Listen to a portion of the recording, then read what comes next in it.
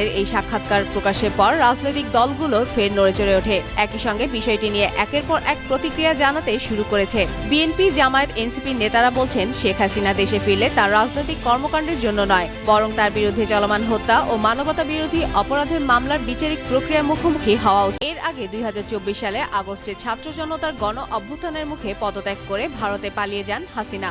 এরই মধ্যে বাংলাদেশে আন্তর্জাতিক অপরাধ ট্রাইব্যুনাল তাকে মানবতা বিরোধী অপরাধ ও হত্যার অভিযোগে মৃত্যুদণ্ড দেন।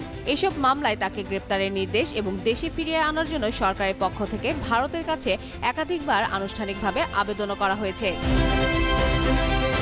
এদিকে হাসিনা দেশে ফেরা নিয়ে স্বরাষ্ট্রমন্ত্রী সালাউদ্দিন আহমেদ বলেন, শেখ হাসিনার দেশে ফেরার বিষয়টি তার ইচ্ছার উপর নির্ভর করে না, এটি আদালতের আদেশ এবং সরকারের আইনি ও কূটনৈতিক উদ্যোগের বিষয়। সেই সাক্ষাৎকারের বিষয়টিও উঠে আসে, যেখানে তিনি দাবি করেন তিনি এবং আওয়ামী লীগের অন্য নেতারা আগামী। ভারত আরও স্পষ্ট করে যে রাজনৈতিক পট পরিবর্তনের পর বাংলাদেশে ভারতের অধ্যয়নে চলমান উন্নয়ন প্রকল্প স্থগিত হওয়ার খবরও নাকচ করেছে নয়াদিল্লি। রণবীর জয়সওয়াল বলেন, দুই দেশের সম্মতির ভিত্তিতে নেওয়া প্রকল্পগুলোর কাজ আগের মতোই এগিয়ে চলছে। রয়টার্সকে দেওয়া এক সাক্ষাৎকারে আগামী ডিসেম্বরে বাংলাদেশে ফেরার পরিকল্পনার কথা জানান ক্ষমতাচ্যুত পলাতক সাবেক প্রধানমন্ত্রী শেখ হাসিনা। সেই বক্তব্য প্রকাশের পর থেকেই দেশের রাজনৈতিক অঙ্গনে নতুন করে শুরু হয়েছে তুমুল আলোচনা। সামাজিক যোগাযোগ মাধ্যম থেকে শুরু করে রাজনৈতিক মহল সবখানেই ঘুরছে এক প্রশ্ন, শেখ হাসিনা কি সত্যি দেশে ফিরবেন?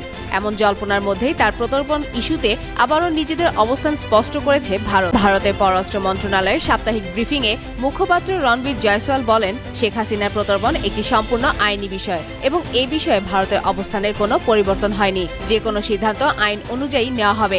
ব্রিফিংয়ে রয়টার্সকে দেওয়া শেখ হাসিনার সেই সাক্ষাৎকারের বিষয়টিও উঠে আসে, যেখানে তিনি দাবি করেন তিনি এবং আওয়ামী লীগের অন্য নেতারা আগামী ডিসেম্বরের মধ্যে দেশে ফেরার পরিকল্পনা করছেন।